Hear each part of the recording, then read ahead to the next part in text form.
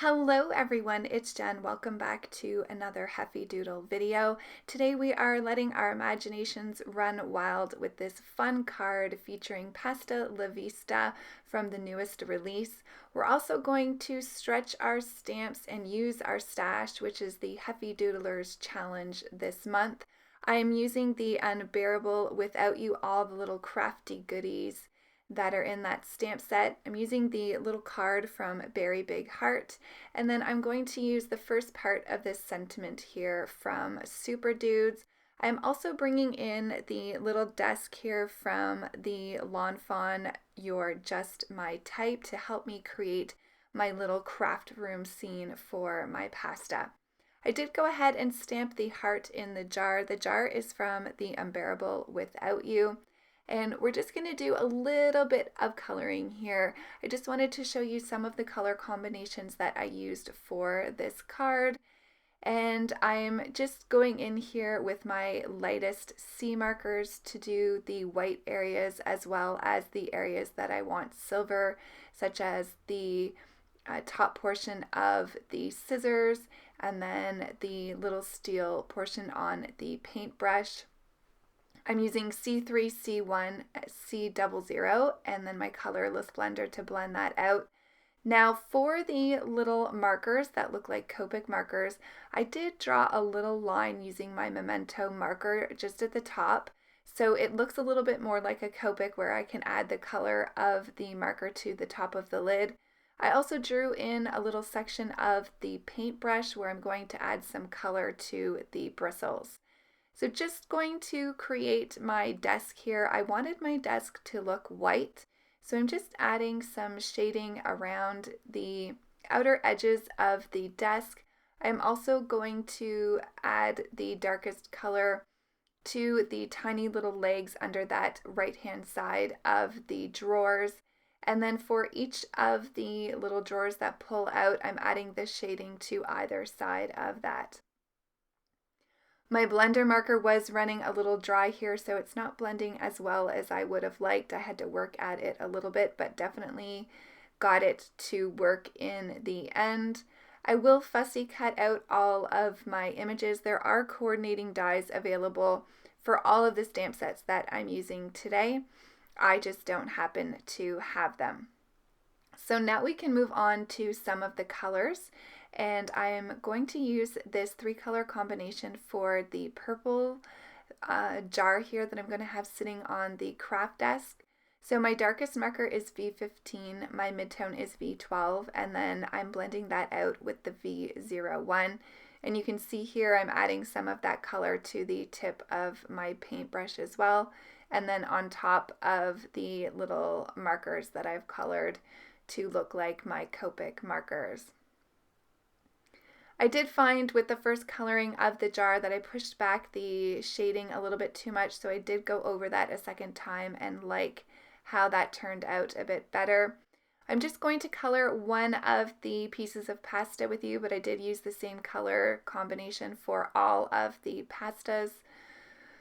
So I'm using YR24, Y15, and YR23. Now this seems like a strange color combination at first, and I'm not a fan of how it looks when I lay down the first layer of color, but you can see here these colors really come to life as I add this second layer. So for this little squiggly pasta, I'm not sure what the exact name of it is, I just added some shading where it's bent and then blended that out with the Y15 and then adding that Y marker there that I had at the bottom of my caps. For the pencil, I'm using a 2-color combination, and then I'm bringing in some BG markers for the aqua color. Now, I didn't realize right away that I grabbed the wrong marker. I knew it wasn't blending well, but I didn't realize that I grabbed that G quadruple 0. I thought I grabbed my BG10. So what I wanted to use was the BG10 instead of the G marker, and that blends much nicer. I did fix that up a little bit once I noticed that. So you can see here working through the different colors, I used a pink color combination and then just one brown marker for the bristles on the paintbrush. I wanted a really soft background, so I'm working on some Bristol Smooth cardstock and I'm using my Distress Oxide in Milled Lavender. I wanted, like I said, just a really soft background. I wanted the images to really be the star of the show and pop off the page. So I just went ahead and I colored the whole panel with that milled lavender with the ink blending. And then here I just have a little piece of wood grain paper from my stash. I'm just trimming that down. And then I'm going to cut the tiniest little piece of white cardstock as well for the baseboard for my flooring. So I'm not even sure where this pattern paper came from. I keep all my wood grains just in a little Ziploc bag so I can use them for these purposes when I want to have flooring. You can see that it really comes to life and starts looking like a floor as soon as I add that baseboard and just getting that in place with some liquid adhesive. So I am going to trim up these sides here and then my card panel is ready to go. I just wanted to show you that I colored all of our little pasta here. I added faces to them. I gave some of them some bows and then I added the little hands and the feet. And sorry, I do have the coordinating dies for this one. So I cut those out with the coordinating dies, which made it super simple to cut out all those little individual feet and legs, or arms and legs, I guess. So I was trying to figure out here where I wanted to stamp my sentiment, and I chose the upper left-hand side. Originally, I did want it in the center, but it wasn't going to fit. So here's where I'm taking the sentiment from Super Dudes and I'm masking that. I only want the word card making. So my sentiment is going to read, I want to pasta time away with you card making. So I thought that was really cute. I do like how the ink is a little bit pushed back. It's not as dark and crisp black because my Distress Oxide wasn't quite dry yet. So if you want a really black crisp image, then you want to wait until your Distress Oxide is dry or add it into a stamp positioning tool like a Misty and stamp it a few times. I could have also added some embossing powder to this and heat emboss it, but like I said, I like the soft look of it. It kind of allows it to hang back in the background a little bit more. So now I'm going to add these little characters to my scene here. And are these not the cutest little things you've ever seen once you get the arms and the legs and the faces on them? I just thought it would be fun to have them crafting away. Not like it is real in any terms. I don't think we would ever see pasta crafting, but I know that a lot of people have a love for pasta and a love for crafting, so I thought this would be a really fun card to make. So you can see here I'm just playing around creating my scene. I wanted a couple of the pieces of pasta on top of the desk, and then I'm going to have a few more on the floor. Originally I did want that little one with the purple bow to be on the right hand side, but kind of got that switched up in between planning out the card and filming. She looks really cute and it kind of balanced out the bows a little bit more, but I like how it ended up looking in the end, the way I positioned all the different little pieces. So you can see here as I'm creating the scene, I'm not adhering these down firmly. So they're all popped up on some foam tape and I'm just loosely adding them to the card here until I figure out my final placement.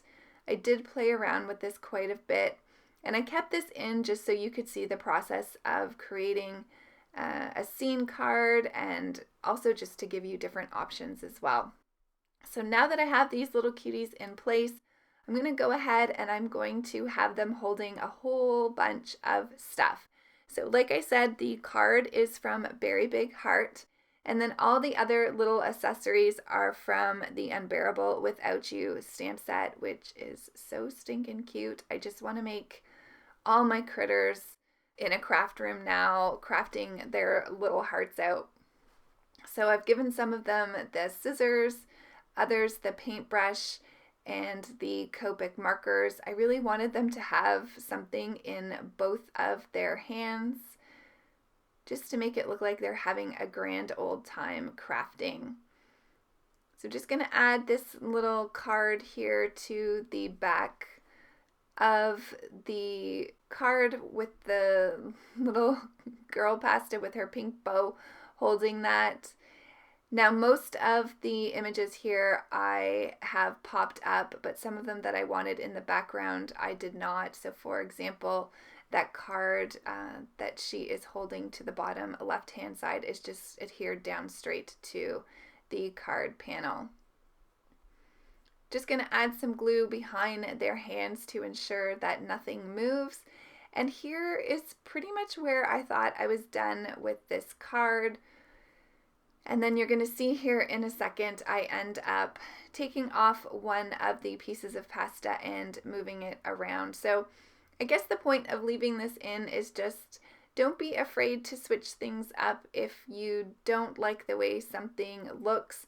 I'm not going to realize that that one pasta to the left-hand side of the top of the desk is too close to the sentiment until I kind of turn off the camera and have it in my hands. So here I'm even adding my embellishments. I'm adding some of the Nuvo White Blizzard just to add some glitter to our card, because I mean, we can't have a craft room without glitter, right? So I am going to add some glitter, and then I decided to add a paintbrush laying down on top of the desk just for more interest, and plus I had colored up a whole bunch of these little images and wanted to use as many of them as possible. So here's where I had stopped filming, thought I finished the card, and then when I had it in my hands and I was looking at it closely, I realized that I wanted to move this little piece of pasta here over to the right a little bit more. And hopefully when I was talking about moving this one, I said the little pasta to the left. I might have said to the right, but I meant this one here. So I'm going to try to play around with placement so that I could get a little bit more space between the sentiment. Now, when I did this, I felt like both of the scissors in their hands on top of the desk were too close, and it kind of made them look like they were having a little bit of a scissor fight, which I didn't want it to look like. So I am just going to move the one to the right up a little bit more. And then you can see here that I'm adding a whole bunch of added little accessories here. Like I said, thought I was done creating this scene, and then once I started playing around, I thought, well, I can still add more here. So I'm going to add this jar of crafty tools on the floor for our little crafters who are down there. And then I'm going to add 3 of the individual Copic markers onto the floor as well. And I like how that ends up making the scene look a little bit more full. So that is the final card. Now, I really hope you enjoyed crafting your little hearts out with me and all the pasta. Thanks everybody for watching. Here's a couple videos for you. Take care. Have a great day. Bye.